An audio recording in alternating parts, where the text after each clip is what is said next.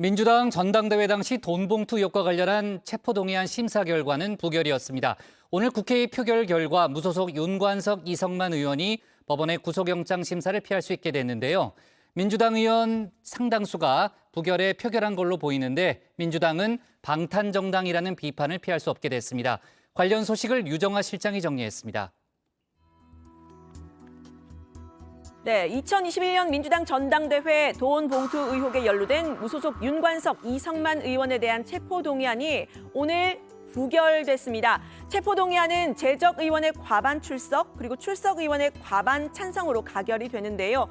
오늘 본회의에는 293명이 자리를 해서 147명 이상이 찬성을 해야 가결이 되는 상황이었습니다. 그런데 윤관석 의원의 체포동의안은 찬성 139표, 반대 145표, 기권 9표였고요. 이성만 의원 역시 찬성 132표, 반대 155표, 기권 6표였습니다.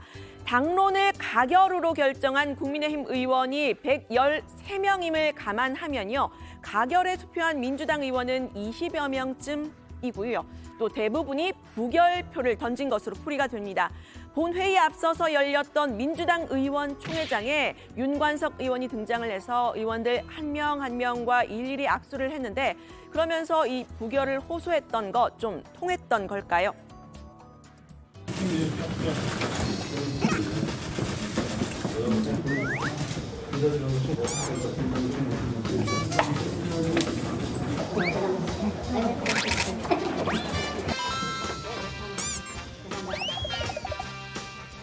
네, 체포동의안 설명에 나선 한동훈 법무부 장관은요, 다른 체포동의안 때와 마찬가지로 이 피해 사실, 즉 범죄 사실의 요지를 상세히 설명했습니다. 돈 봉투를 만들고 전달하는 과정이 담긴 소위 이정근 녹취록의 7가지의 내용을 그대로 직접 읽었는데요. 돈 봉투를 받은 혐의가 있는 20명의 의원들이 부결에 표를 던질 가능성이 있다 언급을 하기도 했습니다. 이 사람들이 표결에 참여하는 건 공정하지 않다 이렇게 직격을 하면서 민주당 의원들의 항의를 받기도 했습니다. 오늘 표결하실 범죄 사실의 핵심은 민주당 당대표 선거에서 송영길 후보 지지의 대가로 민주당 국회의원 약 20명에게 돈 봉투를 돌렸다는 겁니다. 돈 봉투 돌린 혐의를 받는 사람들의 체포 여부를 돈 봉투 받은 혐의를 받는 사람들이 결정하는 것은 공정하지도 공정해 보이지도 않습니다. 국민들께서도 같은 생각이실 겁니다. 네, 민주당 돈봉투 의혹 다시 한번 보시면요. 이성만 의원은 송영길 캠프 조직총괄본부장을 맡은 이정근 전 사무부총장에게 경선 자금 명목으로 100만 원, 또 돈봉투 살포를 위해 1,000만 원을 준 혐의를 받습니다. 그리고 윤관석 의원에게 300만 원 돈봉투를 받은 혐의도 받고 있는데요. 이정근 녹취록에는 이 의원이 관여한 정황이 그대로 남아 있었죠. 내가 그 얘기도 했어. 성만이 형이 좀 연결해줘서 그거 좀 나눠줬다. 그렇게 얘기는 했어 내가. 누구한테? 연길이 형한테. 내가 조금 그 성만이 형이 준비해준 걸 가지고 인사를 했습니다. 내가 그때 잘했네, 잘했어 막 그러더라고. 네, 윤관석 의원은 이전 사무부총장 등에게 6천만 원을 받아서 이걸 현직 의원들에게 나눠준 혐의를 받고 있습니다. 봉투 하나당 300만 원씩 20개의 돈 봉투를 만들었다는 게 검찰의 의심입니다. 관석이 형이 마지막으로 의원들을 좀 줘야 되는 거 아니냐 나한테 그렇게 얘기하더라고. 고민을 하고 있고요. 뭐 필요하다면 뭐 돈이 최고 쉬운 건데 뭐. 윤관석은 오늘 만나서 그거 줬고 봉투 10개로 만들었더만. 네, 하지만 두 의원 모두 오늘 본회의장에서 체포동의안 부결시켜달라고 간곡하게 호소했습니다. 두 사람 모두 혐의를 강하게 부인했고요. 검찰의 짜맞추기식 수사라고 주장했습니다. 경선 투표가 사실상 종료되어 가는데 도대체 언제 누가 무엇 때문에 매표용 돈봉투를 전달한다는 말입니까? 검찰은 제가 국회본청 상임위원장실에서 의원 10여 명과 다수를 모아놓고 마치 청첩장이라도 돌리듯이 돈봉투를 주었다고 주장하고 있습니다. 이것도 말이 안 됩니다.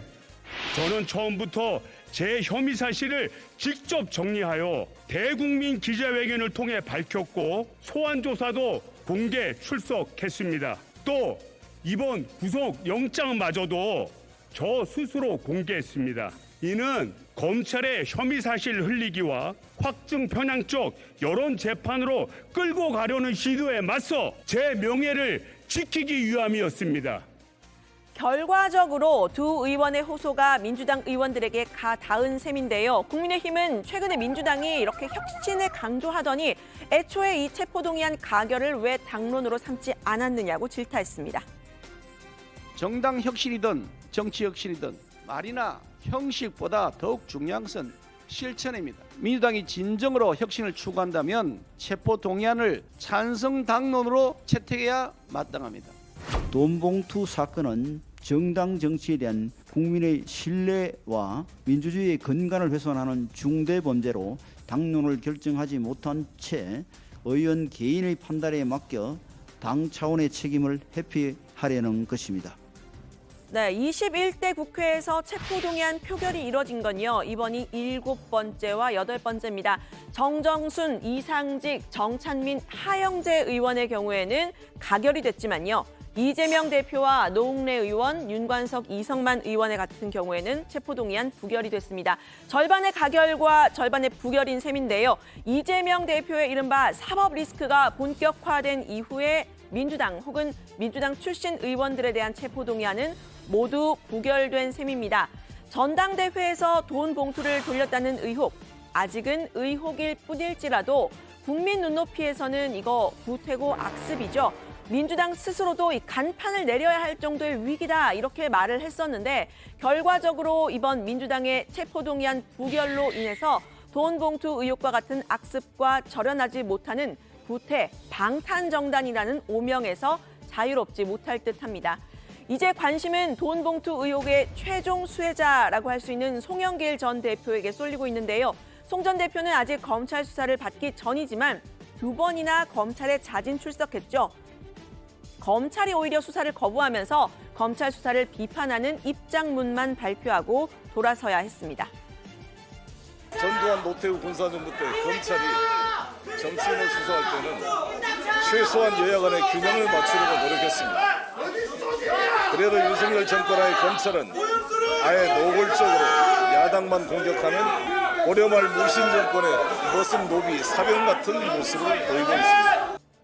네, 그런데 오늘 검찰이 전당대회 당시 송영길 캠프 자문을 맡았던 정치 컨설팅 업체를 압수수색했습니다. 검찰은 이 업체가 송 전 대표의 후원 조직인 평화와 먹고 사는 문제 연구소와 가짜 용역 계약을 맺고요. 대신에 이 정치 자금을 지출해준 것으로 보고 있습니다.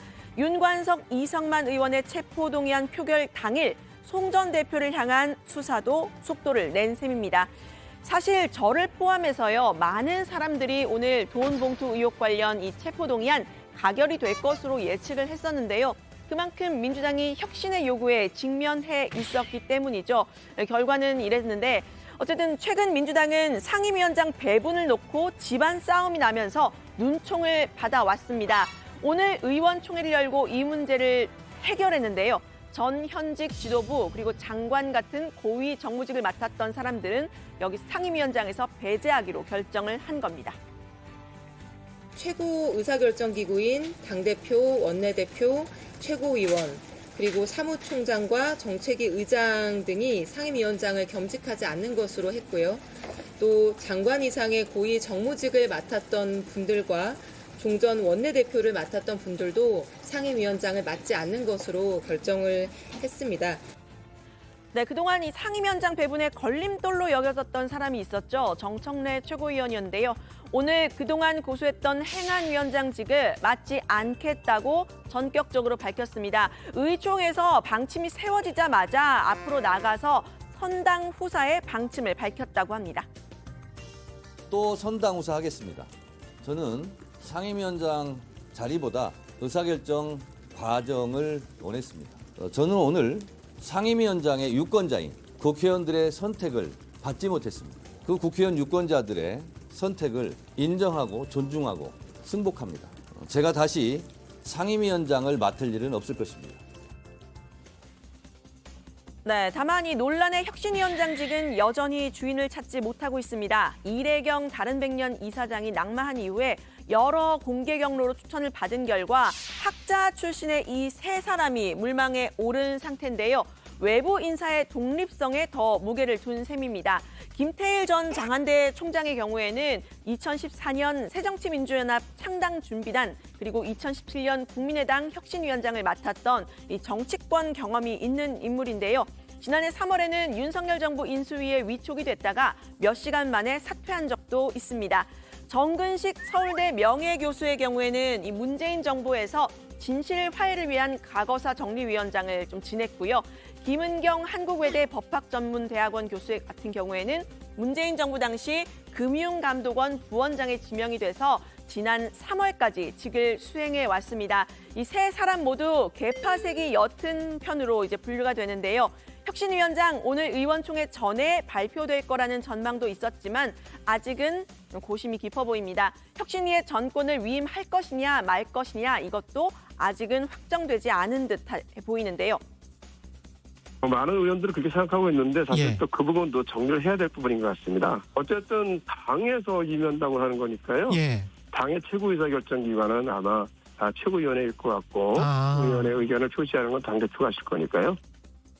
네, 혁신위는 혁신 과제를 내놓으면서도 당내 갈등을 조율해야 할 의무가 있겠죠. 특히 강성 당원들과의 관계 설정을 어떻게 해나갈 것인가 역시 내년 총선을 앞둔 숙제가 될 것으로 보입니다.